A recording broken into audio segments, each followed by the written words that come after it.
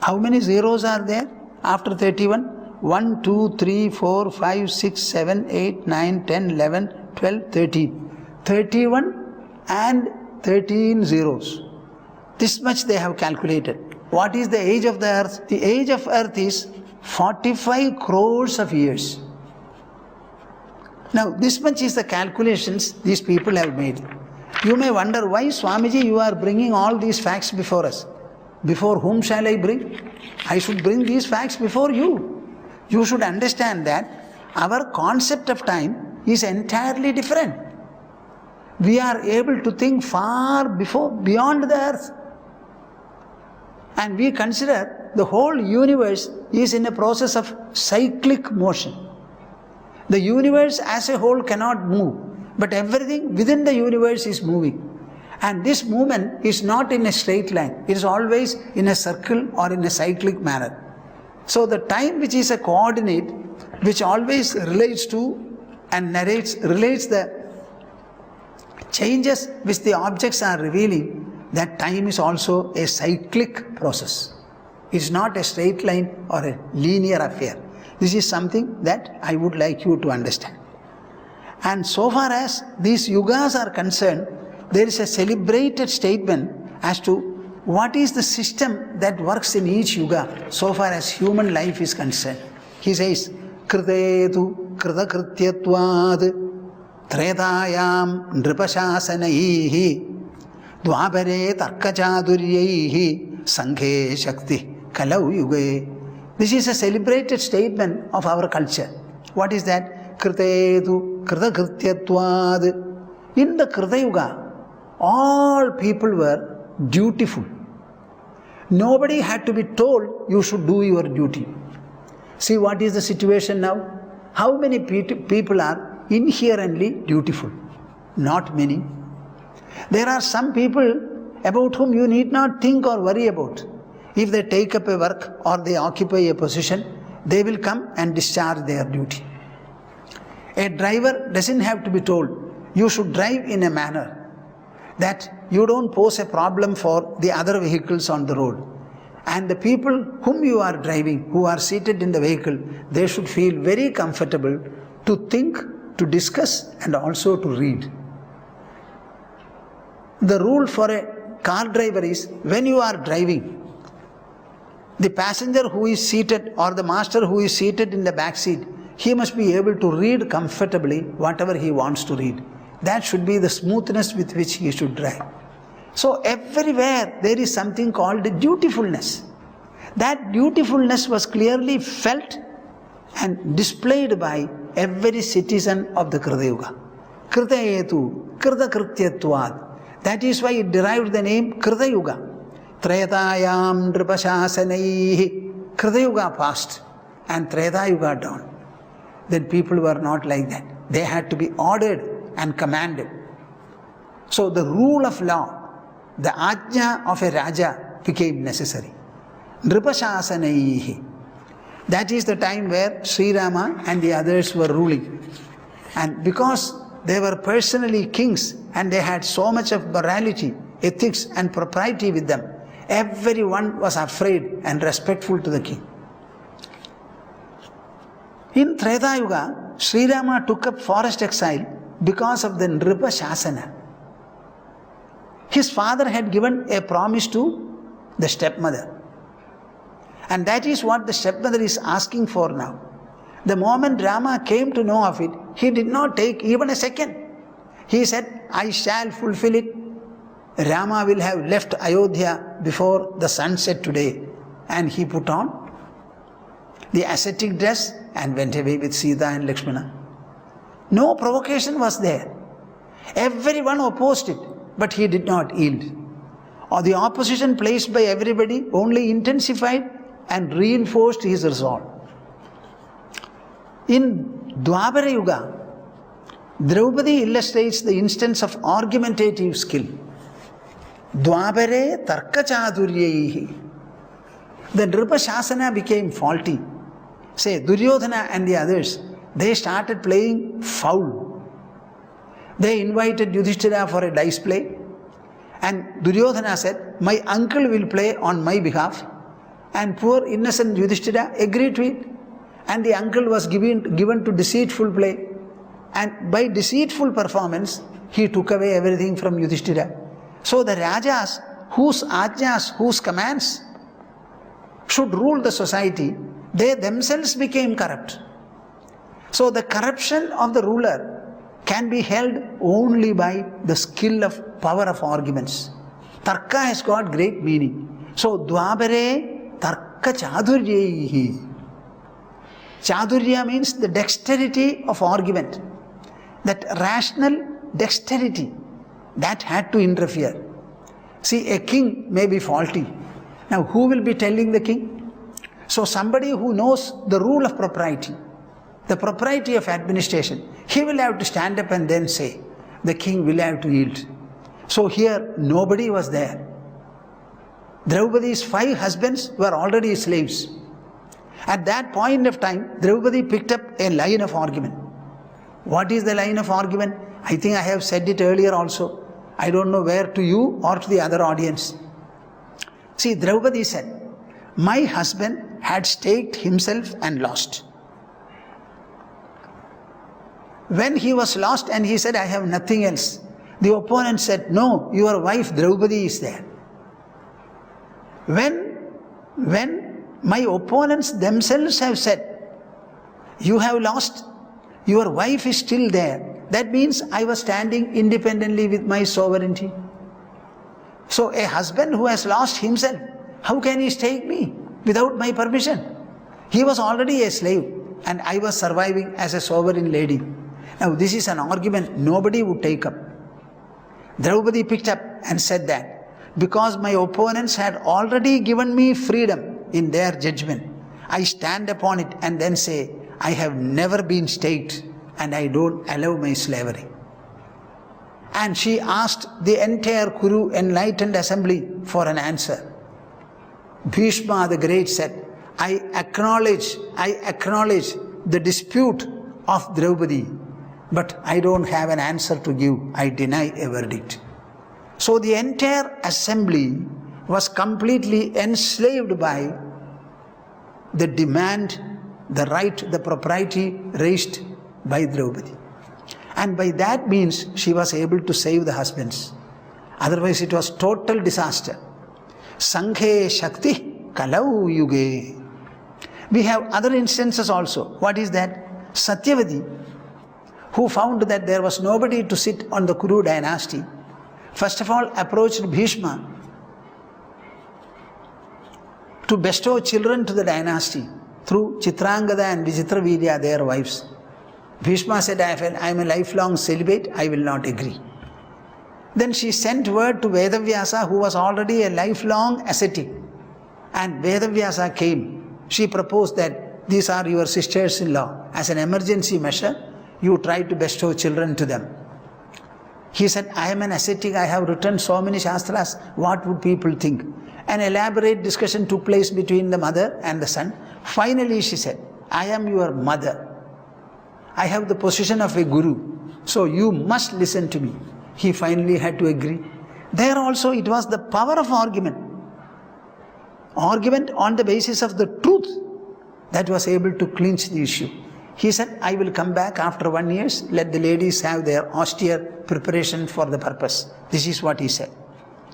Bhishma's lifelong celibacy also was clinched by the fisher girl's father. The father said, I will get my daughter married to your father, provided you agree to make children born to her the kings. He said, oh, okay. Then the father said, okay with you. Suppose you have your children, what happens? Then Bhishma said, I will not marry, I will remain a celibate. There also, it was the power of argument, that skill and might of argument that made issues, that solved the problem.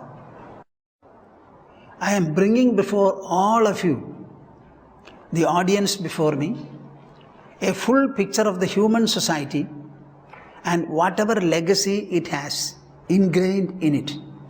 I would like you to know this so that you will be able to compare yourself now with the ancient past. How were our forefathers? When we speak of the Krita Yuga, we are referring to an age when everything began, everything was fresh, nice, beautiful and dutiful. From that level of beauty and duty, we have declined and we have come to the present state. This is something to be recognized, apprehended properly, and whatever corrective measures are to be taken should be taken without any compunction whatsoever. That is the message. Kridedu kridakrityatvat trayadayam nripasasanaihi dvapare tarkachaduryahi sanghe shakti kalau yuge. That is where we stand, the last line. This verse has got 4 quarters. The first quarter refers to the Krita Yuga situation where the entire human society upon the earth individually was committed to whatever duty or mission each has. There was no necessity to advise or insist upon anybody. So much of awareness, so much of accountability, so much of responsibility, so much of commitment and perseverance each could have. This is not impossible. It was really occurring at one point of time. Kridedu kritakrityatvat trayadayam nripasasanaihi. That individual responsibility, that accountability, that dutifulness, it started declining. So the entire society looked upon somebody with a sovereign power of administration. And he had to bring orderliness by virtue of commandment and enactment. That also declined in Dwapara Yuga. The ruling dynasty or the rulers, they themselves got corrupted, as we find in Duryodhana and the rest. Even in the presence of Bhishma, the great grandfather, Duryodhana's greed and love for domination could not be checked at all. This is what happened. Now Draupadi had to come up and interfere with a strong argument. Now what is the situation in Kali Yuga? Sanghe Shakti Kalau Yuge. In Kali Yuga, it is no more monarchy. We are all passing through a stage called democracy. Democracy means what? The power by the people, of the people, for the people. So the people are the fulcrum here. They are electing a representative. The representative should represent the wishes and aspirations of the people, and he must struggle and strive hard to achieve them for those people who have elected him. Now, is that what is happening now? Now the correction has to come from the people themselves. They will have to be aware of the fact that we have elected our representatives to represent our wishes and strive to fulfill them for us. If they are failing, their performance is not up to the mark, then the people themselves will have to take it up. Now, as a democratic nation, we are evolving. Perhaps the democratic sense in the West and perhaps in the United States and such other countries, it may be much better. I cannot say in a confirmed note, but certainly they are far older than us. So far as India is concerned, though we are a large democracy or the largest democracy in the world, the democratic sense and responsibility are not sufficiently there. We have to become aware of the power. People-centric power should be there, and not merely a parliament-centric power. Parliament is the supreme, no doubt. But Parliament is supreme because the Parliament consists of elected representatives, and the electors are supreme here. So the people have to be constantly watchful, whether the government is functioning in the manner in which they themselves want. So that is why he mentions Sanghe Shakti Kalau Yuge. An individual has no value here. Individuals will have to sit together, become a group. The group has to become larger and stronger. They must also think and debate between themselves and find out and give expression to their aspirations and goals. Such collective demonstrations of either demand or protest, that alone will fulfill the demands of democracy, the needs of democracy.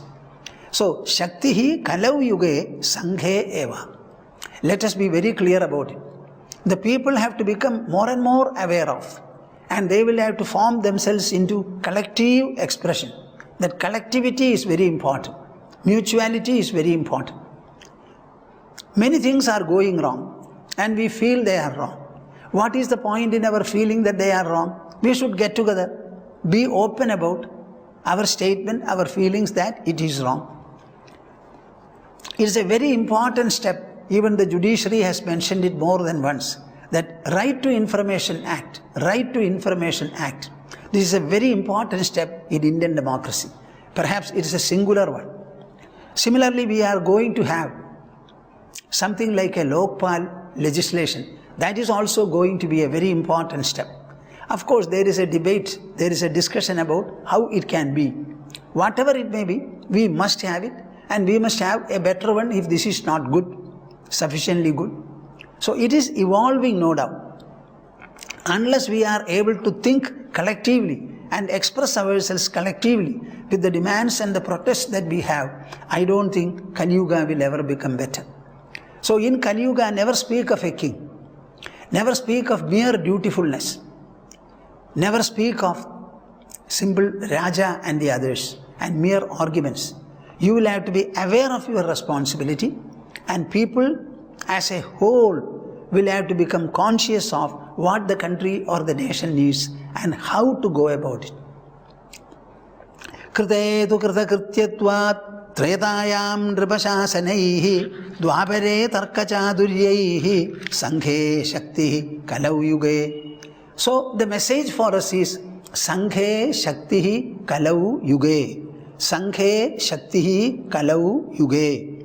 In Kali Yuga, the entire power, the power for correction, the power for ensuring a right administration, the power for ensuring a good societal life, safety, etc., the power rests on congregational or collective expression, collective advancement, collective demonstrations.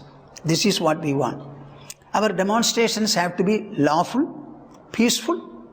At the same time, it has to be very, very righteous, governed by dharma. Any step towards destroying national property as a part of a demonstration is extremely suicidal. It should be avoided. And when people join together and express their joint wish or will, a responsible government should always listen to it. Who says is not so much important. Whether the people say or not is important. Even a small section, if it has got a genuine demand, that demand has to be honored. You know, we have so many tribal communities here. Some of the communities consist of only a few thousands of people. They have a right to live here. Their customs, their ways, their habits. We are not to destroy all of them. We can try to give them something in the way of a civilization or a refinement. I don't like to call it even a civilization. We can suggest to them methods and processes of refinement and purification. But their existence and their aspirations have to be looked after. There is no doubt about it. So even if a small section comes up with some expression with regard to either a demand or a protest, a responsible government will have to borrow ears and listen to that. This is something very important. So what we have to strengthen is our collectivity, that collective sense and collective expression. Let us now come back to what Karabhajana says. Kritam preda dvaparam kalirityeshu keshavaha nana varnabhidhakaro nanaiva vidhinejyate nanaiva vidhinejyate. What does this mean? A very important point for all of you to understand and reflect seriously upon. Kritam treda dvaparam kalirityeshu keshavaha. The word Keshava refers to Mahavishnu. This Mahavishnu in Krita Yuga, Treta Yuga, Dwapara Yuga and Kali Yuga, Nana Varnabhidhakaro. The same singular Lord Mahavishnu is given different epithets, different colors and different shapes and different types of decorations and other details. Nanaiva vidhinejyate. In the same manner, likewise, a variety of procedures and prescriptions are there in the matter of worshipping Him. And the type of worship, the kind of worship, the level of worship, All these undergo a gradual change over a period of time. In Krita Yuga, it was of one kind. By the time we came over to Treta Yuga, the position entirely changed. In Dwapara, there is a further change, and in Kali, still further.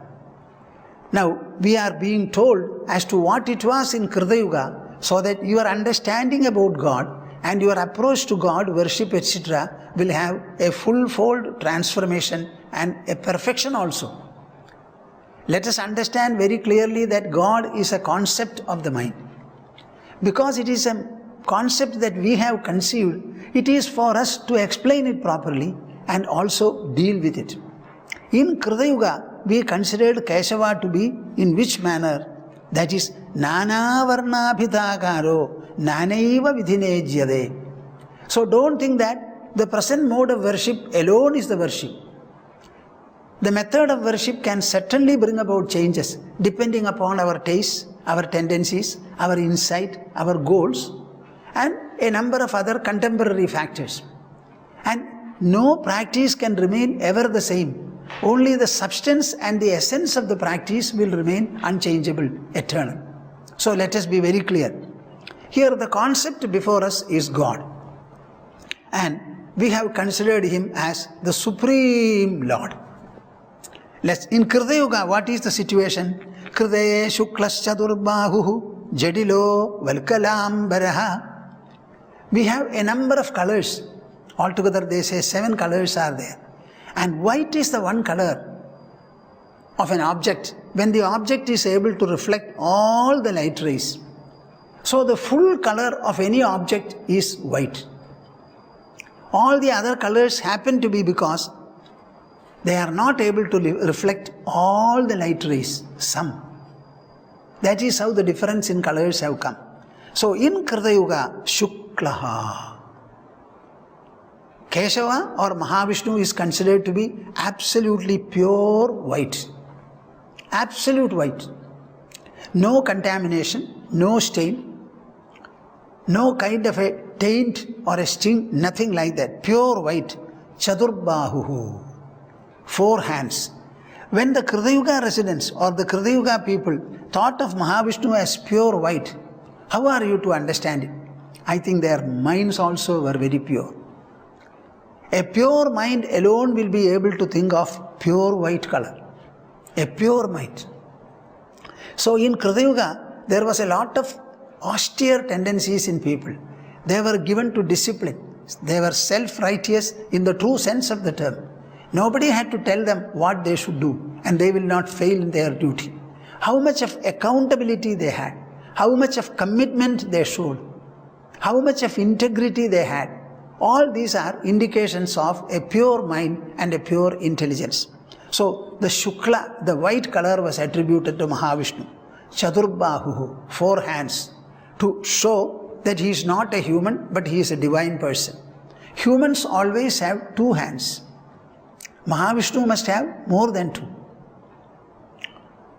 Perhaps 2 hands to look after himself and 2 to look after the entire rest, the whole world.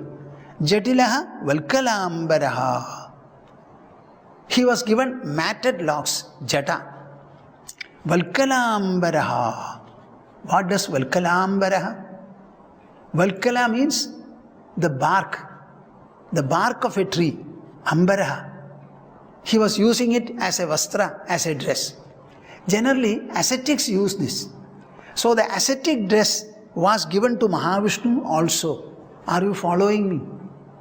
What are you now trying to give Mahavishnu or your pet lord? Whatever things are available, we will all give him linen and all that.